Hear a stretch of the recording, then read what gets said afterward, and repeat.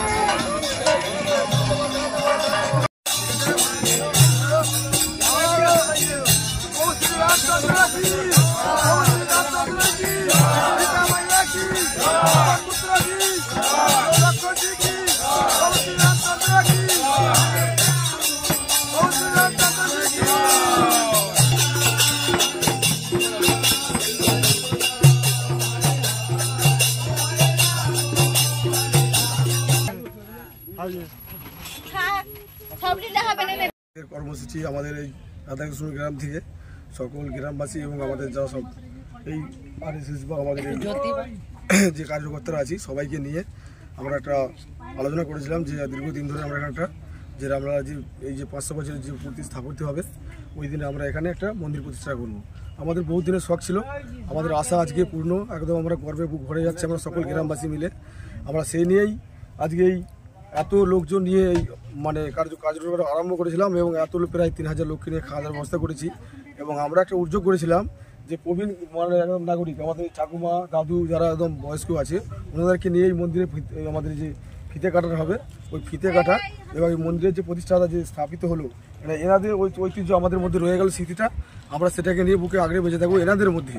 এবং আমরা যে ভারতবর্ষের যে মন্দির প্রতিষ্ঠা হলো হচ্ছে আমাদের রামলালার, এতে আমরা খুব গর্বিত। আমরা ভারতবাসী হিসেবে আমরা একদম হচ্ছে গর্বিত। এখানে আমাদের এই রাধাকৃষ্ণপুর যে যে গ্রাম কমিটি আছে এই আমাদের পুজো কমিটি এখন রাধাকৃষ্ণপুর যে রামলালা কমিটি আমাদের রাম উৎসব কমিটি আমাদের রাধাকৃষ্ণপুর রাম উৎসব কমিটি থেকে আমরা এই পুজোটা একদম মানুষ স্তরে দিয়ে সবাইকে নিয়ে একদম উদযাপনটা সম্পূর্ণ করতে চেয়েছি। আমরা বিগত কাল সন্ধ্যে থেকে আমরা অনুষ্ঠান পর্ব শুরু করেছি। আমরা সারা রাত্রি জেগে প্রায় 300-এরও অধিক লোকের আয়োজন করেছি। এখানে মহাভোগ 3000-এরও বেশি। তো মহাভোগ মহাপ্রসাদ বিলনার জন্য আমরা সারা রাত ব্যাপী আমাদের গ্রামের ছেলে মেয়েরা জেগে আমরা এই অনুষ্ঠান পর্ব শুরু করেছি। আজকে আমাদের এই ঘটবনা পর্ব শেষ হয়েছে। আমাদের এই রাধাকৃষ্ণপুর মাঝপাড়া হচ্ছে রাম উৎসব কমিটির পক্ষ থেকে আমরা ভারতীয় জনতা পার্টির সতীর্থ এবং সহকর্মী গ্রামের 8 থেকে 80 প্রত্যেকের বাড়িতে আমরা গিয়ে মহাপ্রসাদ বিলি করেছি। এবং অন্যান্য গ্রামেও আমাদের যে 6খানা গ্রাম আছে আমাদের জিপিতে পঞ্চায়েতের রাজাটি 1 অঞ্চলে আমরা প্রত্যেকটা গ্রামে প্রত্যেক বাড়ি বাড়ি আমরা প্রসাদ বিলি করেছি। মহাভোগের মহাপ্রসাদ যেটা আমাদের অযোধ্যা থেকে নিয়ে আসা হয়েছিল সেই প্রসাদ আমরা বিলি করে আজকে আমাদের সেই 22শে জানুয়ারি প্রাণ প্রতিষ্ঠা দিবসে আমাদের সুসম্পূর্ণ হয়েছে বা আর কিছুক্ষণের মধ্যেই আমাদের পুজো পাঠ শুরু হবে। আর সেই কারণেই আমাদের অসংখ্য মানুষ আসতে শুরু করেছে। আমরা প্রবীণ নাগরিকদেরকে নিয়ে আমাদের এই পুজো শুভ উদ্বোধন শুরু করেছি। আগামী দিনেও আমরা এই পুজো চালিয়ে যাওয়ার একটা অনুপ্রেরণা নিয়ে রেখেছি। এই আজ থেকেই শুরু করলেন এখানে পুজো? আজ থেকেই আমরা রামলালার হচ্ছে মন্দির একটা মন্দির প্রতিষ্ঠা করেছি। আমাদের পুজো আজ থেকেই শুরু হলো, এবার চলতেই থাকবে। যতদিন আমরা বাঁচবো আমাদের এই রামলালা আমাদের সাথেই চলতে থাকবে। কি নাম আপনার? আমার নাম Samir Hazra.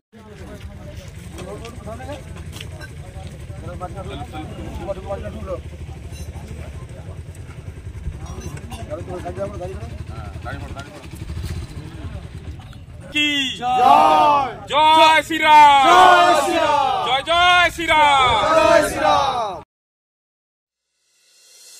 The healing diagnostic রোগী পরিষেবার এক বিশ্বস্ত প্রতিষ্ঠান, সম্পূর্ণ শীততাপ নিয়ন্ত্রিত কলকাতার আদলে।